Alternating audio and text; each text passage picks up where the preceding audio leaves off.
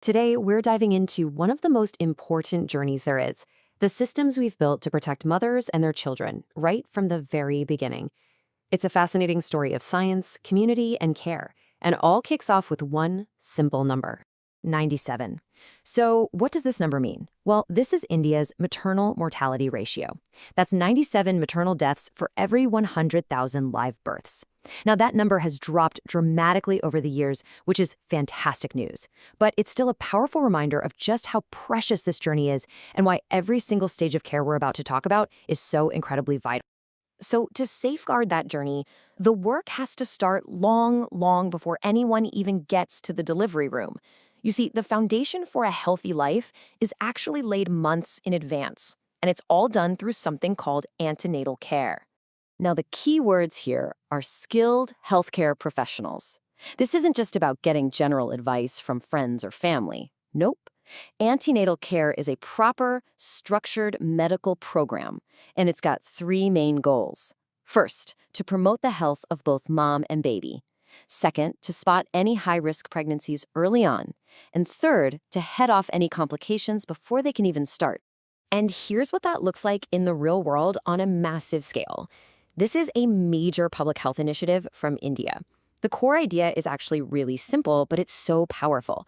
Provide free, high-quality antenatal checkups to every single pregnant woman on the 9th of every month. It's all about creating this reliable, predictable schedule to catch any potential problems early. And this care isn't random. It's carefully structured across the whole pregnancy. The World Health Organization actually recommends at least 4 visits, each one timed to a specific stage of development. You can really think of them as crucial checkpoints on the road to a healthy delivery. So what actually happens at these checkpoints? Well, it's pretty thorough. Doctors will confirm the pregnancy, they'll take a complete medical history, do all the physical exams, run essential lab tests, and perform abdominal checks to make sure the baby is growing well. See? Each step is like a piece of a puzzle, and altogether, they build a complete picture of health for both mom and baby. Okay, so after months of careful monitoring, we finally arrive at the next critical phase, the moment of birth. The care that happens in these first few minutes is absolutely pivotal for a newborn's transition into the world. And one of the very first things they do is something called the APGAR score. Now, this isn't some complex, drawn-out test. It's designed to be quick, simple, and super effective. It's a way to evaluate a newborn's physical condition right there on the spot and see if they need any immediate extra help. And here's exactly how it works. At 1 minute, and then again at 5 minutes after birth, a doctor or nurse checks 5 simple signs: heart rate, breathing, muscle tone, reflexes, and skin color.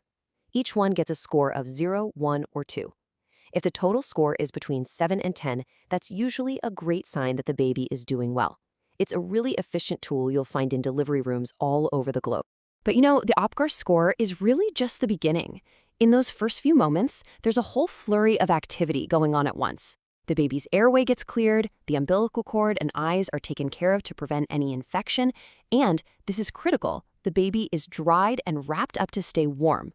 And one of the most important steps of all is getting breastfeeding started, ideally within that very first hour of life.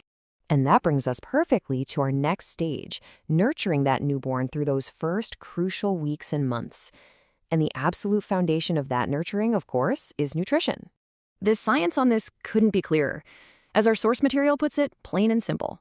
Breast milk is the ideal food for an infant. It's just perfectly designed for their needs, giving them not just nutrition, but all these crucial antibodies too. This slide just breaks down the why so perfectly. On one side, you've got all the amazing advantages of breastfeeding. It's hygienic, it gives the baby antibodies to fight off sickness, and it helps with bonding.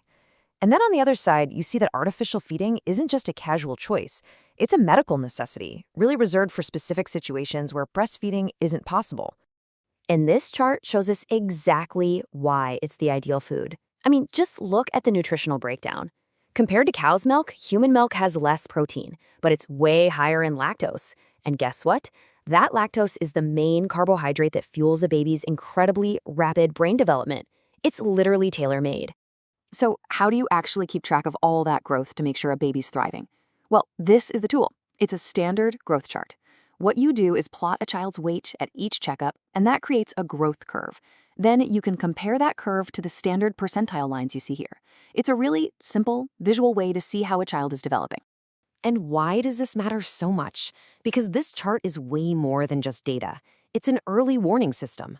If a child's growth curve starts to flatten out or dip below those percentile lines, it's like an alarm bell going off.